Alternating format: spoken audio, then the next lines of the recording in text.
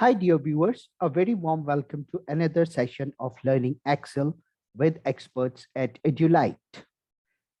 This is our fifth lesson in the series Yellow Belt for Beginners. And in today's session, we are going to learn about juggling with data.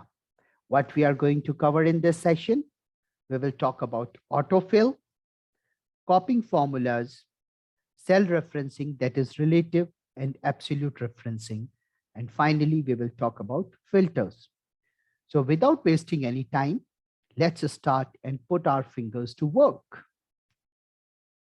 Autofill.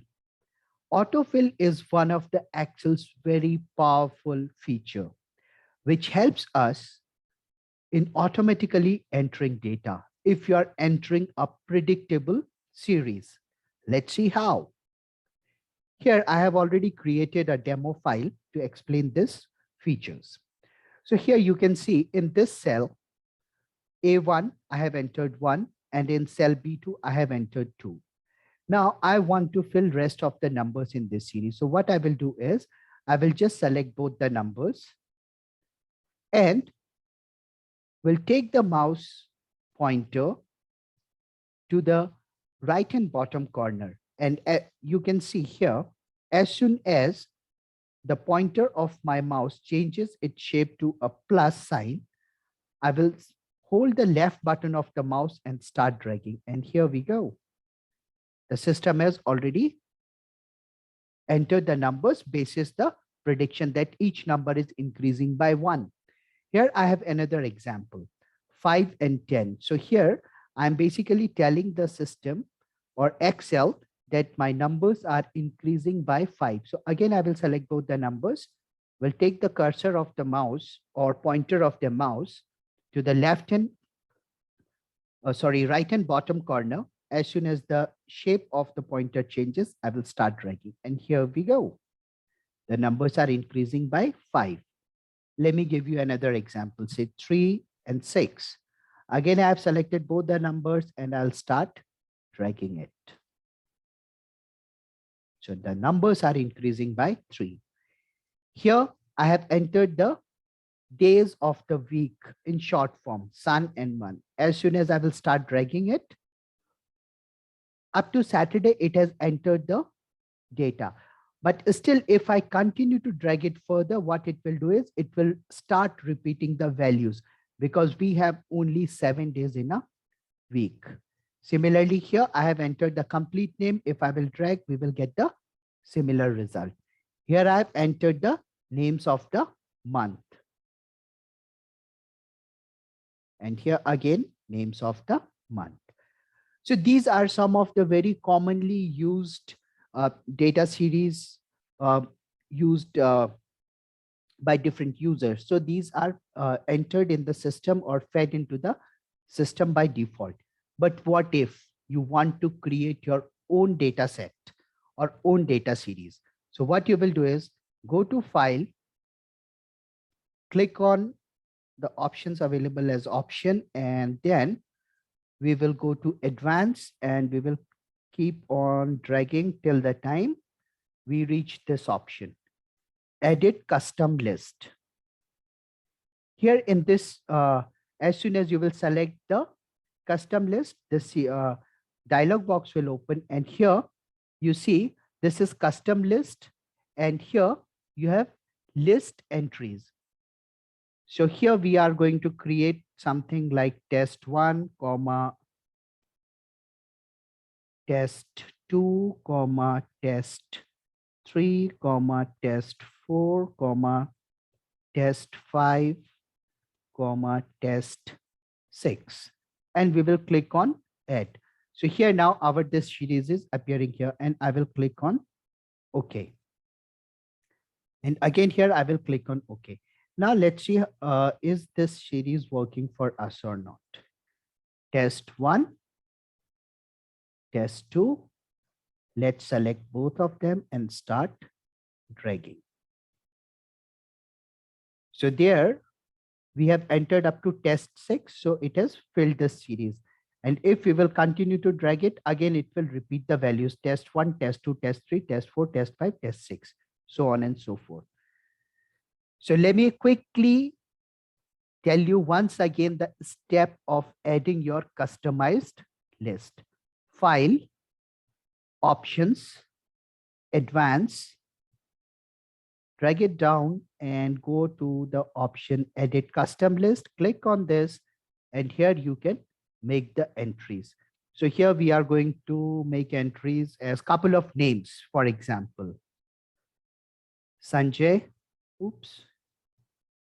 Sanjay, Vijay, Ajay, Ram, Shyam, Mohan. And I'll click on add. Click OK, again click OK. Sanjay, Vijay, let's select it and start dragging it. So this custom autofill list helps where you have to enter the same data sets time and again, like name of your students, name of your employees, name of your classes, or something like that. After autofill, let's discuss about copying the formulas in Excel. We can write formula in one cell and can copy and paste or drag to other cells as the case may be. So let's see how we do this. So here we go to formula. So here I have created a small invoice kind of thing.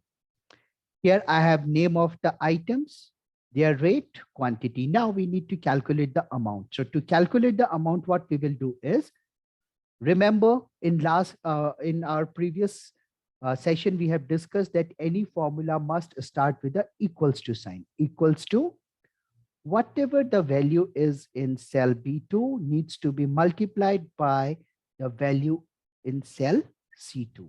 And here we got our answer. Now we need to calculate the amount for drawing notebook. So the one option is, again, you enter the formula. Or the other option is I can simply copy this formula and paste it in rest of the cells. So here you see, here we have entered formula B3 multiplied by C3. But when we copied this formula and pasted here, Excel has changed the cell in the formula at its own. That is from B3 and C3 to B4 and C4. Here it has changed it to B5 and C5. Here it has changed to B6 and C6. So this is one way of copying the formulas. Now, let's go back and talk a little bit about referencing. So we will come back to sorting in a while. So referencing, cell referencing is the method by which you refer to a cell or a series of cells in a formula. And as we have discussed in our previous slide, we will talk about relative reference and absolute referencing. So let's talk about that. So here you see what happened as soon as, let me remove these formulas. Here I have entered a formula that is B2 multiplied by C2. And then I have copied this formula and pasted it. So the system has automatically changed the cells. So this is in Excel, this is known as relative referencing. That means as and when you're copying the formula, the system is changing the cell reference basis how many cells you have shifted upward or downward. Let me show you again. Let's copy this formula and now we are pasting it here. So now what happened? We have shifted the formula towards the column wise. So what it did is it has not changed the row number. Still it is C2 and D2. But what it did is it has changed the columns. And when I have pasted the formula in the rows, it has changed the row numbers. And when I have pasted the formula in the different column, it has changed the column, but it has not changed the row number. So this is known in Excel, this feature is known as relative referencing. So in relation to how you are copying and pasting the formula, the Excel is changing the reference, cell reference. That's why it is known as relative referencing. Now here, let's look at a formula where I am trying to write the table from 2 to 10. So what I need to do is I need to multiply this number by, I need to multiply this number by 2.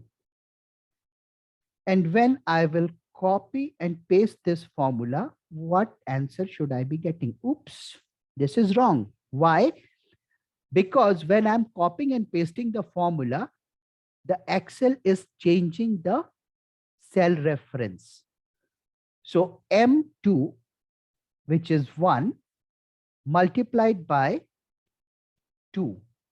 In the next cell, what it did was, it has multiplied 2 by 2. In the third cell, what it did, the system has multiplied 3 by 4.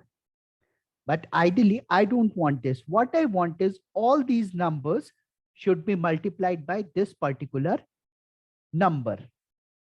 So what I will do is, I will put $sign in front of M. So now the formula will change and the formula will become $sign M, $sign 2 multiplied by N, 1. And let's see how it will work. Will it give us the desired results? Oops. On all the cells, it has printed just 2, 2, 2, 2, 2. It means what? It is multiplying the value in cell M2 by the number. So everywhere it is just using the value of M2. This is not what I wanted my system to do. So what I will do is, I will fix N2 by putting the $sign. Now let's see what will happen. Oops, still the result is same. So now what I need to do is, I need to make sure that this number remains constant, but this number should keep on changing. So what I will do is, I will remove the $sign from here. M2. That means I want to fix the column, not the rows. So now if I do this, what will happen? Yes. I got my table of true. So now what system is doing is, it is multiplying the numbers in column M by the value in cell N1. So N1 is fixed, but with every successive row, the row number is changing. Now, if I copy the same formula and paste here, it will not work. So now what I need to do is, here I will make another change. That is, I will remove the $sign, which is in front of the column name, that is N.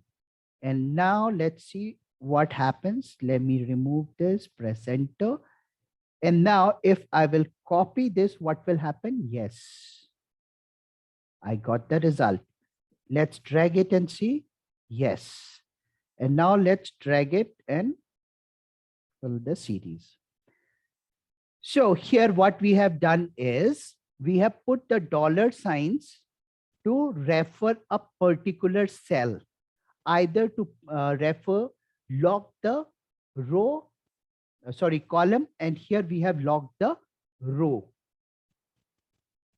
So this is how we can do the referencing. And this type of referencing, where we are referring to a particular cell or a particular row or a particular column, it is known as absolute referencing. Let me give you another example. Let's remove this. Now we need to calculate discount. And we are giving 20% discount. So in order to calculate this 20% discount, what we need to do is we need to multiply this 20 by the amount. So in the first place, we have got the value correct, but let's drag and see what happens. Oops, nothing. Because here in this, it is referring to cell number F2, which is blank. So if we know in mathematics, if we multiply anything by 0, the result will be 0. So we have not received any result here. So now in order to correct this formula, what we need to do is we know the value is in F1, which we need to multiply by all the amount. So what we will do is here we will press F4 to put a dollar sign. So now my formula has become $F $1 multiplied by D2. And if we will drag this formula, it has calculated the discount for all the amounts. So this is what is cell referencing and how we can copy the formula in Excel. Now let's talk about filters. So what is filter? If we talk about filters, filters is using power of Excel to select a specific data point from a list. So before we do a deep dive and learn about filters, let's talk about sorting. Here you see we have some numbers, some random numbers. So if you want to arrange these numbers in a proper sequence, say for example, ascending order, what we will do is we can select this, we will select this column. And I told you how to select the column by pressing Control space bar. Remember the shortcuts. And then we will go to the option menu data. And here we have got an option called sorting. So A to Z ascending. So you see the numbers here have got arranged in the ascending order. Select it. If you click on Z to A, that means the numbers will get arranged in descending order. Excel don't arrange the numbers only. It can work for alphabets as well. So here we have some alphabetic data, what we have selected. If we select A to Z, so the data has got arranged in ascending order. If we want to select, sort it in descending order, select. Now the data has got arranged in descending order. So this is what the sorting function is, where you can arrange the list of data points in ascending or descending order. Let's go back. This was our original data set. Now let's look at how to use the filters. As discussed here, filters is using the power of Excel to select a specific data point from the list. How we do that? First, we need to apply the filter.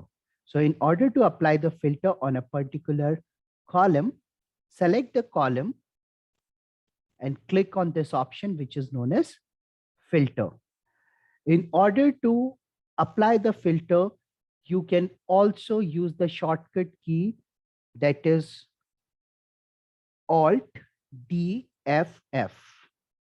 And once a box with an arrow pointing downward appears, that means filter has been applied to this particular column. Now, click on this and here you will see different options. Here, the system by default provides you the sorting option also. If you want to select a particular number, say 8. So there are two values in this particular data set, which is equal to the filter that we have applied. And now you can see the shape of this filter has changed and a funnel has started appearing. So whenever in any column, you can see a filter sign with a funnel, that means some filter has been applied or some filter is in use. If you want to remove it, click the filter option by open the filter option by clicking on the filter icon and click on select all, and your all the data sets will be displayed there.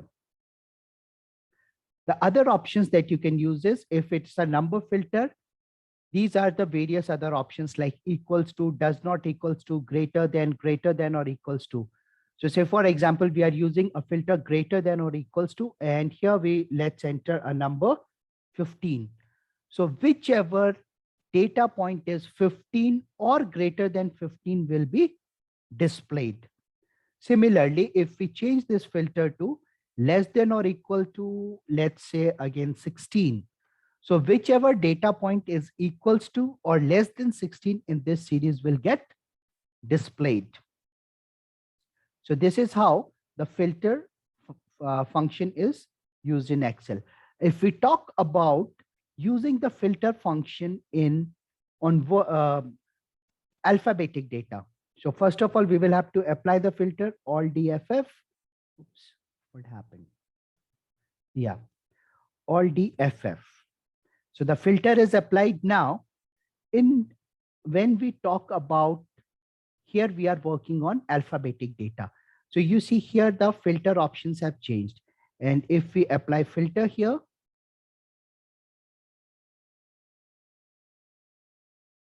so see here, when I have numeric data, it gives us the number filter. Here we have alphabetic data, it is giving us text filter.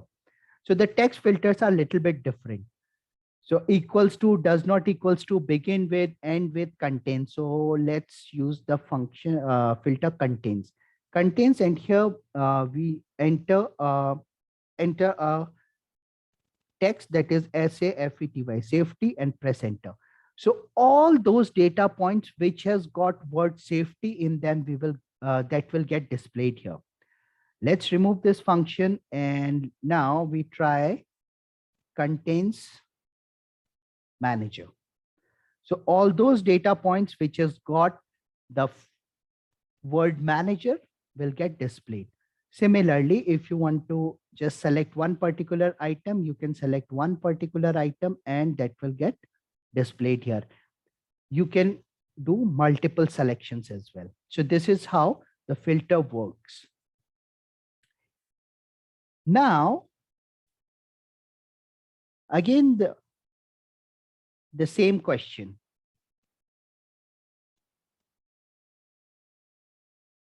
Do you want to learn the shortcuts? Here are some of the shortcuts. To apply the filters, you can use a combination of Alt plus D plus F plus F. So first you will press the Alt key, and while holding the Alt key pressed, you will press D, then F and F. Let me show you. This is the sheet where we need to apply the filter. So I will select the column, then I will press Alt D F F, and the filter has applied. The second is to open the filter option. To open the filter option, what you will do is go to the top of the list, Alt and press down arrow key, and your filter options will be displayed.